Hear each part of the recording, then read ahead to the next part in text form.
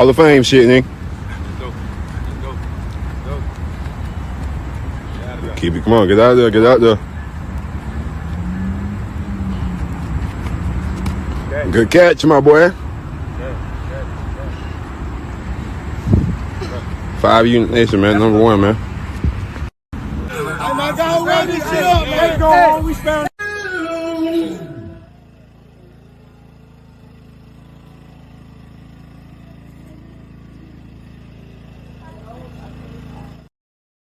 What's good, y'all? Welcome back to another episode of SGDS Same Goals, Different Struggles podcast.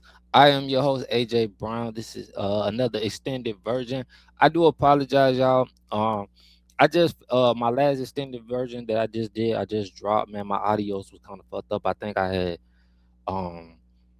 think I had my headphones plugged in, 2 headphones plugged in at the same time, and I ain't check it, and I end up posting it and not really going back over it. I do apologize for that. I did get the message, and I just figured it out before I even got the message. I just didn't redo it. So what I am coming back on here, I'm gonna do something different today, y'all. But before I do get started, if you never heard of me before, my name is Ajay Brown. I am the host, the founder, and whatever you want to call it, to this Same Goals, Different Struggle podcast, y'all. Independently own. Everything I do is out of my pocket. Just trying to grow my fan base, just trying to get my message out there, while also dealing with my own behind the stuff scene. I appreciate everybody that subscribed to my channel already. And if you haven't and you're new to this channel, please subscribe, like, comment. I do comment back.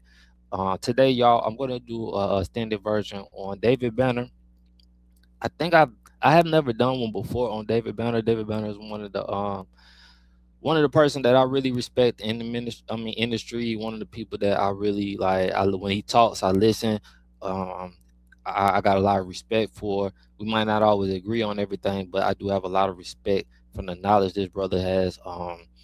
Just from all the information that he has from the industry and just life in general, man. So he did an interview with Cam Newton, and I said I was gonna go ahead and do one of these. And since I messed up on the last one, I said let me go ahead and get started and do this because I really ain't feel like doing one today. But I'm gonna go ahead, y'all. Let's get this started on the Cam Newton interview with David Banner, y'all.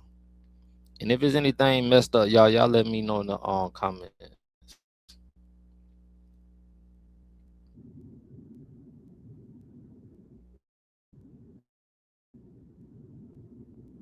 People treat you exactly how you treat yourself. I had this martyr complex. I felt like I had to save everybody. I had to save the world. What I realized is, can we cuss? Yeah. Some need to suffer. That's how God corrects you, through your suffering. And sometimes we try to save people who it's not their time to be saved. They need to be in their hole.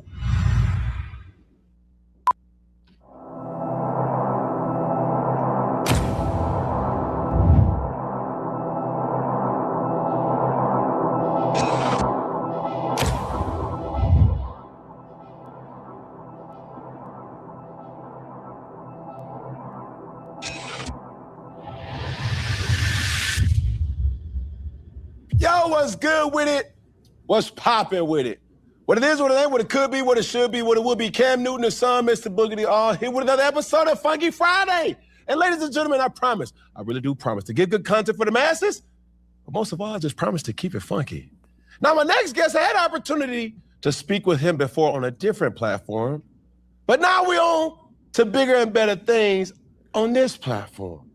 A very rogue individual, a brother that's been empowering and impacting so many different facets of the culture, all right? He's an actor, he's a producer, a rapper, an activist. I present to some and introduce to others. David Banner, David Banner. Hold on, I'm trying to give you the reveal. Hold on for a second. You know you make me wanna. Too cute. Okay, nah. But you've been on that lately. I have, brother. Because it's like, what is it about? Man, I seen a clip of you, bro, online where like you was soul searching. Like you ain't afraid to make eye contact with a chick just to be like, hey man, hold on, you. Hey, hold up, stop. While I got everybody's attention, specifically you, make sure you like, make sure you share, make sure you comment, but most of all, make sure you subscribe. Back to the show. Bro, that was 29 seconds. Women went, no, it's about 47 seconds. Women went crazy, bro. All over the world. What's funny, Cam, is that it's rooted to something very serious. About 2.5 years ago, I went through the worst depression I ever went through in my life. And I realized that people treat you exactly how you treat yourself. I had this martyr complex. I felt like I had to save everybody. I had to save the world. What I realized is, can we cuss? Yeah. Some motherfuckers need to suffer. That's how God corrects you, through your suffering. And sometimes we try to save people who is not their time. So I had to love you. My therapist told me, he said, David, you always talking about black people. That's crazy because, like I said, I've had these talks before on this channel, and if you ever heard me speak before, bro, like I've always told you, like I've had that same problem, and it's cost me actually financially, spiritually, and just led me into a real deep depression myself. I try to keep mine a little bit more behind the scenes more now while I go through it. Maybe one day I'll be able to speak about everything I'm going through right now. This process, bro, like as a man, is very, very difficult. You go through things, especially with your kids right now, and just them growing up to be who they is and the culture environment that they're around, being influenced by it. And it's a hard thing, man. Like just growing through certain things behind the scenes, yo. So I understand him from that point of view when it comes about depression. And it's good that even at his age, he's still seeking help and therapy help, and hopefully the right therapist and a valid therapist and somebody who actually has the credential, mind you. And I also want to speak on that. I'll speak on that with somebody. How do y'all feel about therapists, man? Do y'all think that a person with credential is more valid to speak on it than somebody that's been through it as far as experience? And that one is kind of I'm a 50-50 with it, because I feel like life experiences is better to me from when I'm speaking to you than somebody that doesn't know and just hasn't been through what I've been through. But you're basing your therapist and you're basing things off what you've been taught in a society of the Western atmosphere, as far as what they teach us in school and everything. Mind you, I don't know. I haven't studied with therapists and what they go through, and there are different like methods of how they go through things to get people to, how can I say this, to really open up and just be able to fix themselves inside, and how they help people. Mind you, I don't know that. I'm not a professional at that, but y'all let me know in the chat how y'all feel and what y'all think about that. Black people. So why don't you treat you the way you want yourself to be treated? So people think that it's ego. It's not ego, man. Like, I really, really love myself. And I honestly think I am the second sexiest motherfucker that ever walked this earth. I got to give it up to Jesus first. I let him have that. You know, I don't have that carpenter swag. But after that, That's you, right? Yeah, that's you. yeah, okay. Making sure. Yeah. But no, man, it's bro, I say shit sometimes, bro. I make myself laugh. But are you serious? No, I'm though? dead serious. Oh, I'm not playing that. So there ain't no need to laugh if you serious. No, it's funny because I like me. Like sometimes I say shit like, damn, dog, I like you. Like, I really like me. See, now, this is bro. the thing, Mr. Banner. What? I love me. You said like you. Well, you can love. There's a lot of motherfuckers I love that I can't stand the motherfucker. Yeah, that's though. cool. Yeah, because I always loved myself. Okay. But liking, waking up in the morning, like, I like hanging out with me. I don't. Man, I used to always wonder why my grandmother and my grandfather in Mississippi, how they could sit out on the porch all day and do nothing. I get it now. When you're at peace with God, man, and you at peace with yourself, and you're not fighting, it's going to come to you. I do want to say this, though. It's very important to me. I'm proud of you. Thank you, sir. We're growing. I'm watching us grow. I'm watching you grow. I was going to save this for later, but I think this is the best time. Bro, when I look at Black people in general in America, I think this is the best time in history for us to move forward. While America is focusing on other things, other sets of people, this is the time for us to come together. But what I'm watching is us tear at each other like slaves. Bro, when it comes to commentary and especially football, I only know one or two people who's in front of cameras that can say anything to you about football, bro. A lot of people are catty and they take shots at you because they can't be you. They don't have that love and respect for self that you do. They don't have the history that you do. It's getting to the point, bro, what people are talking about everything but music. It's the song jamming, it's the beat jamming. Don't nobody care about that no more. I have to go to ESPN 19 to hear about the fucking game. What happened on the game? Not how much somebody's getting paid, not how who is somebody having sex with. And bro, I thought about this before I came here when I said I was going to say this to you. Arsenio Hall is an example of somebody who did it right. He didn't take the cuts in the corners, because the more that we try to find ways to bait and click people, the more I think that we lose our soul. Bro, nobody has the self-determination. Most people didn't go through what you went through in college. I studied you, bro. You recreated yourself after all that bullshit, bro, and fought your way back. You put a whole university on your back who had never had that kind of light on them before. You did that, bro. So at this point in your life, you don't have to chase nothing. Your biggest competition is you.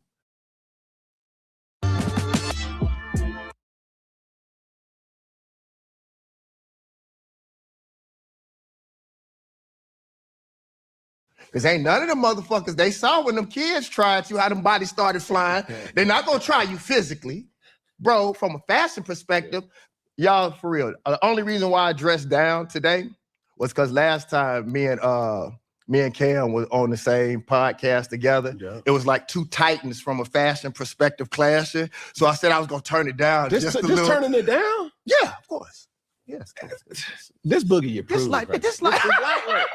Light work. I tell the girls all the time, don't worry about it, sweetheart. Don't worart about it, sweetheart. Excuse me, that's that splat. Now, I did hear where you take credit of being the first person with the salt and pepper steez. Well, it ain't salt and pepper no more. It's snow. It's snow, but the blacks. Yeah, my mother. What's that? The asphalt snow combine. My mother was the one that showed me that, bro. I'll tell you something, especially with us being Southerners. Okay. And I told people this about the Migos.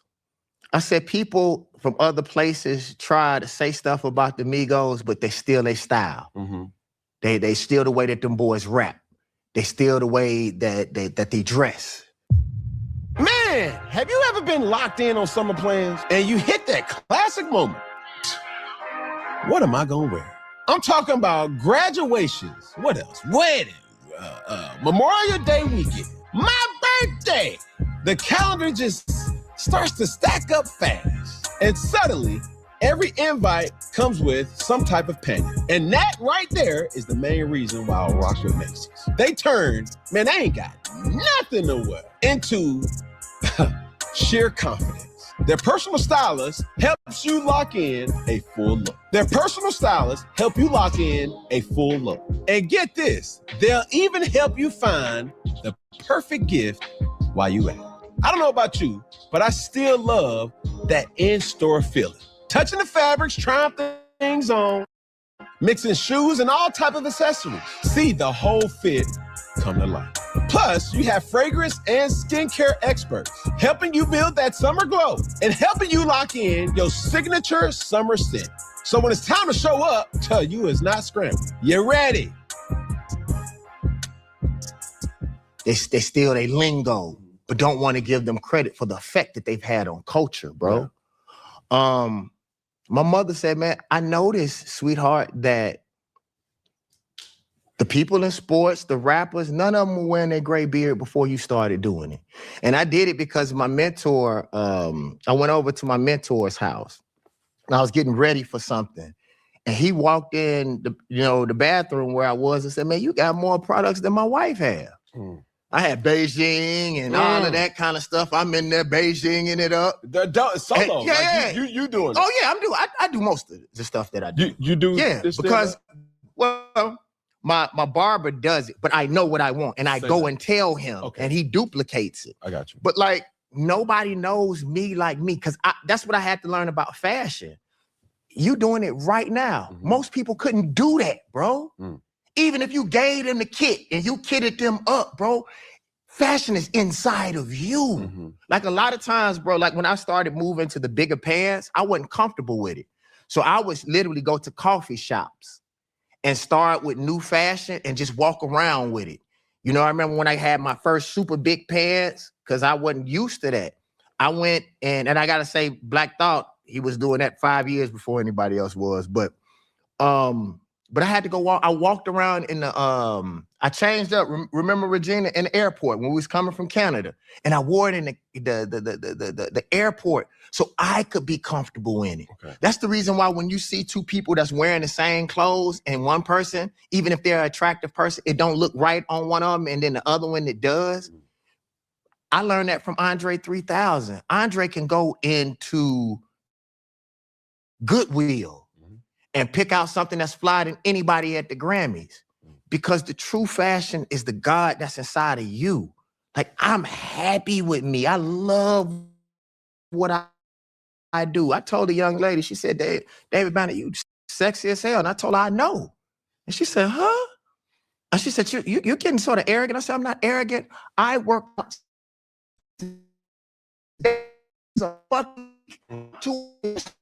I know.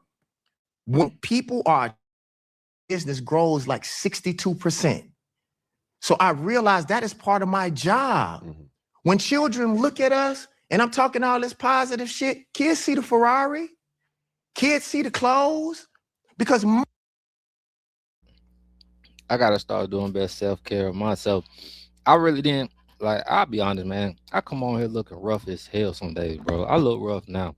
And it's just really because I ain't really in the financial state, just trying to save my money. But I got to do better self-care, just taking care of myself. Maybe that'll grow my business and grow what I need to. Because, bro, who wants to deal with a always looking rough and all this stuff? Like, you want somebody to take care of themselves and, keep themselves up, go to the dentist, go to the doctor. Mind you, I do all that stuff, but I get where he's coming from, bro. Like, I just understand that when people are attracted to you, it's just a different type of feeling. It's a different type of, it could be good and bad. Sometimes you get tired of the attention, but when it comes to business wise, bro, I definitely get where he's coming from and understand what he's saying. And it's food for thought, just something to think about when you're doing business, about how people attract to you. The first thought, first impression is everything, they say. I'm 50-50 with that, because I know I had some bad impression of some people and they become good people. You know what I mean? So I definitely understand where he's coming from, bro. And we all got to do better. Just self-care in general, bro. Like, mentally, physically, just better self-care. And not doing it just for your business, doing it for yourself. You feel me? Like, you'll feel better. You feel better inside, and just as an overall person. most people who fight for black people are poor, on drugs, in jail. The feds done got to them. Kids say, oh, you can be a revolutionary, drive a Ferrari. Yes, you can. Oh, well, I want to learn how to do that, dude. And so all of that, man, it all comes together. That's why I'm saying, bro, what you're doing is bigger than sports. And people are afraid of you, dude. Yeah. You are a fashion icon, bro. You are someone who did it and literally came back. Most people do what you do because they have to. You did it because of the interest.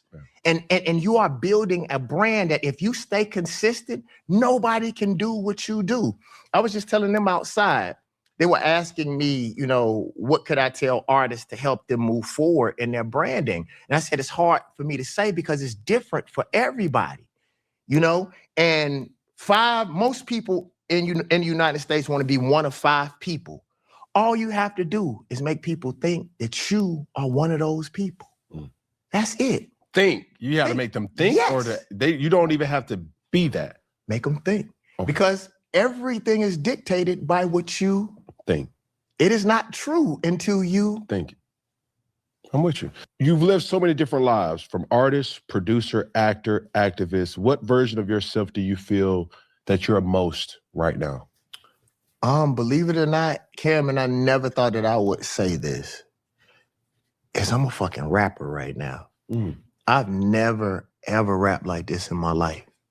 And I am very interested, because I say this about especially basketball, when everybody wants to argue about who's the GOAT. I say until Black people set standards and goals, so it's partially influence, it's partially how many championships. We got to put a number, because most people want whoever affected their lives to be the GOAT when they have their opinions, right? And it's usually never based in the truth, you know? But I've always, lyricism has always meant something to me. Hip hop has always meant something to me. But I realized that hip hop didn't always love the South. You know, so it didn't matter how well I could rap, because they didn't give it to Andre 3000. Clark, how's your silk press staying so sleek on these 2-week vacations? No comment. But I did use Shea Moisture Silk Press in a bottle, so my hair was protected from the humidity. Clark?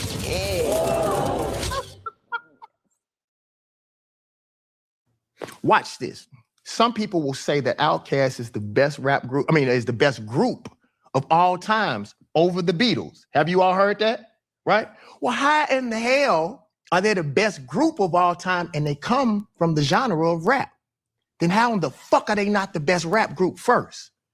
So the imperialism that we don't talk about in hip hop is so deep that you will give them something that is so-called greater. You said it better than the Beatles, but they're not the best rap group of all time. I think it was Time Magazine. And how I know this is because I just completed my vision board. Time Magazine did 100, the best 100 albums of time. Stankonia was, and to your point, you know, the Beatles had numerous albums that was on there, along with other, and it wasn't just specific to rap, hip hop, gospel, whatever. I don't think any gospel artist was on there. It was mentioned, but it wasn't labeled as a Hot 100 most influential rap albums. And this magazine that came out a couple years ago, but it typically was rock and roll. It was country. Seen Kenny Chesney's name, so many different others, but we weren't represented as much, specifically the genre of rap and hip hop. My question is not necessarily on topic of rap and hip hop. It's more specific to you being and having roots of Jackson, Mississippi. Do you think Mississippi is slept on? Yes, very much so. But more specifically Mississippi. Okay. You can trace most contemporary music in America back to Mississippi. Okay. Most great music, the basis of it is pain. No one has suffered in North America the way that the African or the Moorish people have, right?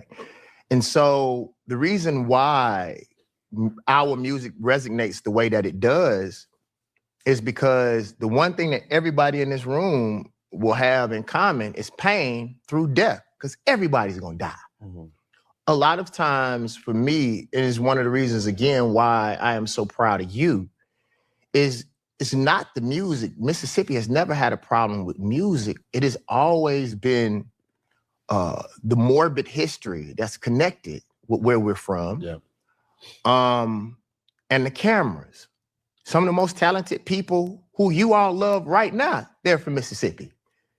They just don't say that they are. Who? You know, that's neither here or there. You know, and if they choose to not say it, I am. And that's all that really matters to me. Because I think when we're talking about Mississippi, and why I say the who is because I think most people acknowledge where they kind of got their name from. Exactly. See what I'm saying? Exactly.